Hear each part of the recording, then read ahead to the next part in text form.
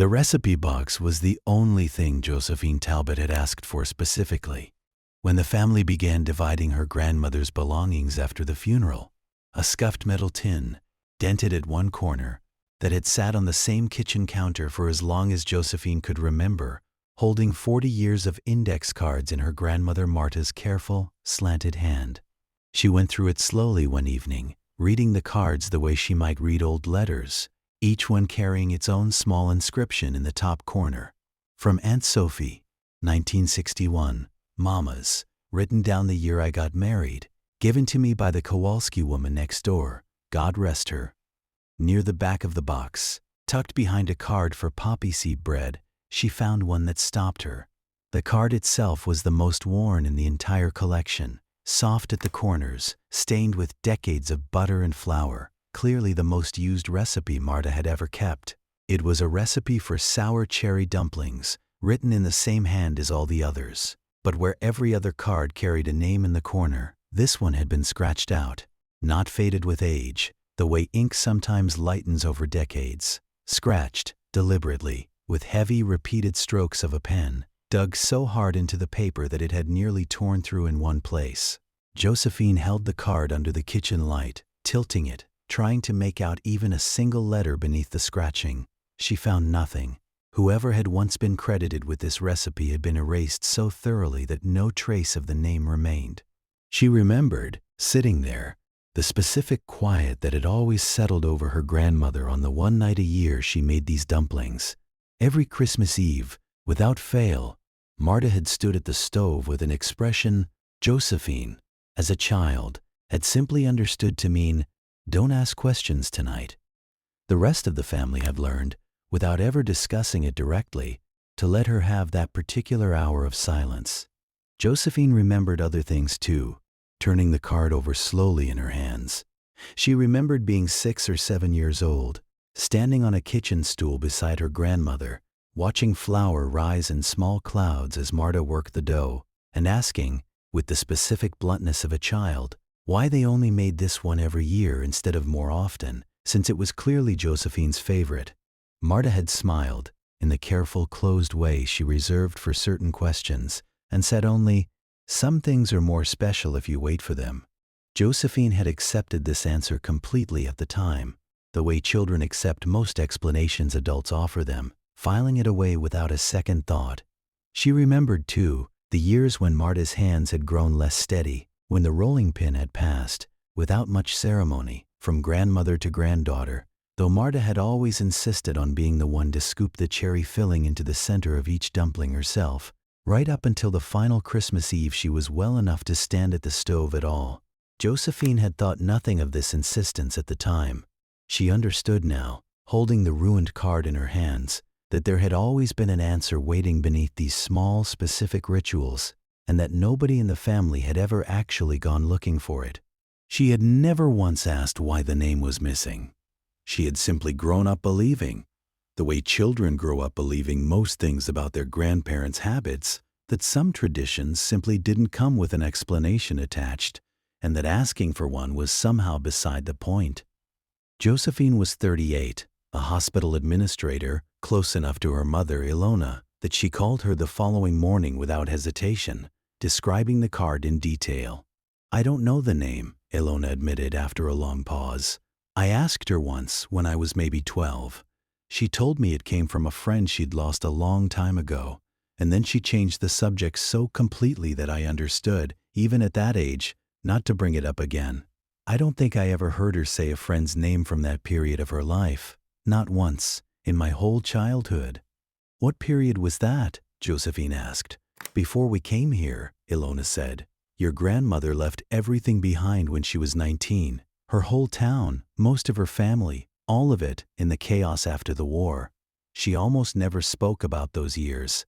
I always assumed the silence was simply grief too large to put into words. I never once thought there might be an actual person behind it, a specific name she couldn't bear to look at." Ilona was quiet for a moment, and then continued, her voice carrying the particular weight of a memory she hadn't examined in years. "I do remember one other thing, now that you mention it. There was a photograph, when I was very young, that used to sit on her dresser, Two girls, arms around each other, laughing at something outside the frame. I asked her about it once, and she put it away in a drawer that same afternoon, and I never saw it again. I always assumed I'd upset her somehow, just by asking. I never once connected it to the recipe card. I don't even know if that photograph still exists. I'll look for it, Josephine said. If it's anywhere in the house, I'll find it. She spent the following weekend searching through the boxes still stacked in her grandmother's spare bedroom, working carefully through decades of papers, photographs, and small keepsakes that had never been sorted during Marta's lifetime. She found the photograph on the second afternoon, tucked inside the pages of an old prayer book. Two young women, no older than 19 or 20, standing arm in arm outside what looked like a modest farmhouse, both of them laughing, unguarded, at something the camera hadn't captured. On the back, in handwriting Josephine didn't recognize, someone had written a single word, Abel, a place name she guessed, though she had no way yet of knowing where or what it might have meant to the two girls in the photograph. Josephine turned the ruined recipe card over that evening, searching for anything else, a scrap of information, a date, a place. On the back, in ink so faded it was barely legible, she found 4 words her grandmother had written at some later point, apparently unable to fully erase what the front of the card had cost her to destroy. Hannah taught me this. Do you think she's still out there somewhere? Josephine asked her mother, calling again that same evening, the photograph now propped on the kitchen table in front of her. This Hannah. Is there any chance she's still alive? I have no idea, Ilona admitted. I don't even know where to begin looking, if she is. Your grandmother never gave us anything to work with, not directly, just the silence, and now apparently this card, and a photograph she hid in a prayer book for 60 years. I want to try, Josephine said. I don't think I can just put this back in the box now and pretend I never found it. Josephine began her search with a single name, cross-referencing it against what little she knew of her grandmother's origins, a small town called Abel, matching the word on the back of the photograph. A documented displacement during the chaotic final months of the war, a refugee route that had eventually, after nearly 2 years in transit camps, brought Marta to a new country at 21. She found, through a nonprofit organization that maintained historical tracing records from that era, a partial list of young women who had passed through the same transit camp Marta had once described. In the rare moments she discussed it at all, only in the vaguest terms. 3 names matched: Hannah Roth, Hannah Beck, Hannah Vogel. The work was slow and often frustrating, records incomplete or water-damaged, names transcribed inconsistently by overwhelmed camp administrators working in a language not their own, entire months where the paper trails simply vanished into the general chaos of post-war displacement. Josephine spent her evenings after work combing through digitized archives, emailing researchers, filling out request forms for records held in 3 different countries. More than once she nearly gave up, telling herself the search had become an obsession disproportionate to what she could realistically hope to find. It took Josephine nearly 2 months of careful correspondence with archivists and genealogists before she found a plausible match: a Hannah Vogel, born the same year as Marta, documented in the same camp for 11 overlapping months, before the records diverged entirely. Hannah had been resettled, according to the fragile paper trail, to a different country altogether, one Marta had never once mentioned in Josephine's presence. A genealogist helping with the search eventually located a living descendant, a grandson named Peter Vogel, in his 50s, who responded to Josephine's careful tentative email within a matter of days. My grandmother mentioned a friend named Marta more than once growing up, he wrote. She told me they'd been inseparable, back before the war scattered everyone. She said they got separated during the evacuation of the camp. Different transport lists, different countries. No way for either of them to know where the other had ended up in all the confusion. She looked for her for years, she told me, wrote letters to every agency she could think of. She never found her. I think she eventually decided Marta hadn't survived, though she never said so outright. She died 4 years ago. I still have some of her recipe cards, actually, if that means anything to you. She was famous in our family for a sour cherry dumpling recipe. Said a girl named Marta taught it to her, one of the last things they ever cooked together before everything fell apart. Josephine read the message 3 times before she called her mother. "They taught each other," she said, her voice unsteady. "That has to be it. That's why Grandma scratched out the name instead of just leaving it blank. She wasn't trying to forget Hannah. I think she genuinely believed, for the rest of her life, that Hannah had died in that chaos, and she couldn't bear to see her name every single time she made the one recipe they'd shared. I think scratching it out was the only way she could keep making the dish at all without it destroying her every single year." "And Hannah thought the same thing about her," Ilona said quietly. "Both of them, for over 70 years, believing the other one hadn't made it. Both of them still making the same recipe anyway, without ever knowing the other side was still doing it too." Josephine exchanged several more messages with Peter Vogel over the following weeks, each one filling in more of the story neither grandmother had ever fully told her own family. Hannah, it turned out, had kept her own version of the silence, never scratching out Marta's name, but rarely speaking it aloud either, the grief apparently too large to discuss, even when the recipe itself remained a proud, regular fixture of her household.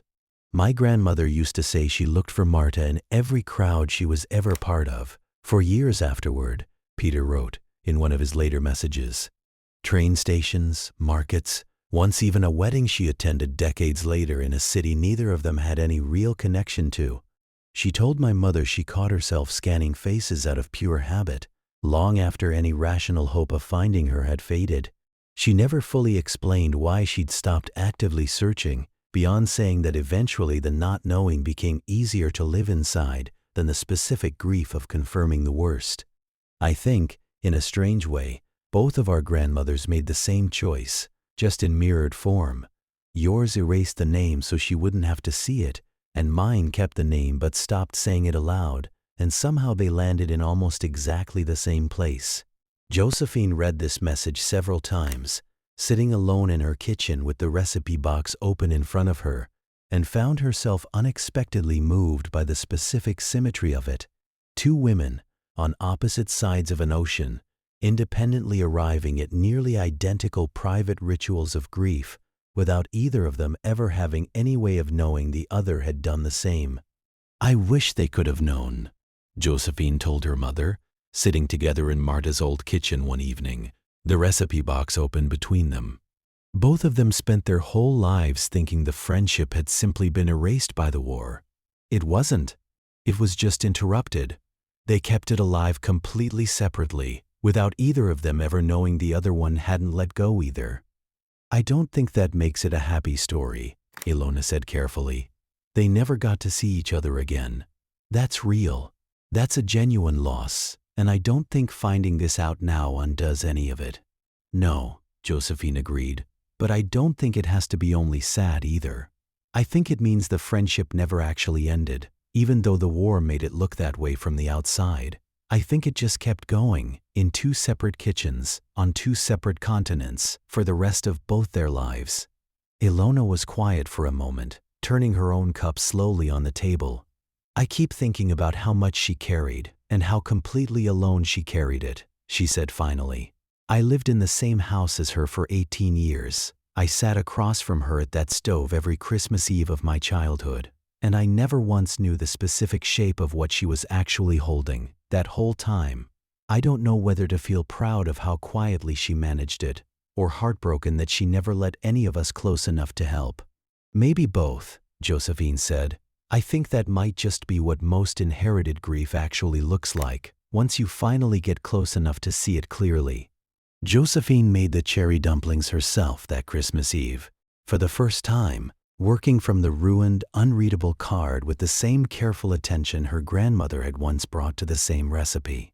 Her hands felt unsteady rolling the dough, and she found herself, more than once, glancing toward the stove as though expecting to see Marta standing there, offering the same brief, wordless corrections she always used to give when Josephine's technique wandered. She wrote a new card before she began, not to replace the old one, which she intended to keep exactly as it was, scratched name and all, but a second card, clean and legible, to sit alongside it in the same tin.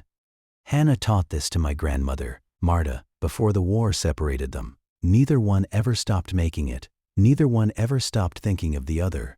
She sent a copy of the new card to Peter Vogel, along with a photograph of the box. The two family recipes finally reunited in image if not in fact. She included, too, a copy of the old photograph she'd found in the prayer book. Two laughing girls outside a farmhouse in a town called Abel, neither of them yet aware of everything the coming years would take from them, and everything, somehow, they would each still manage to hold on to regardless. He wrote back within the week.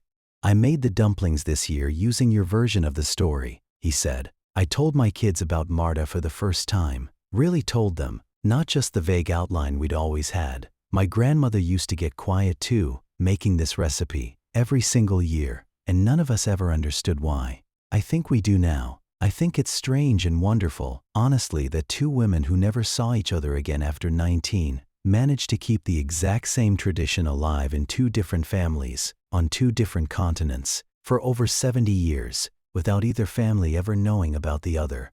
Josephine stood at her own stove that evening, rolling dough the way her grandmother had once shown her, years before either of them had understood what the recipe was actually carrying.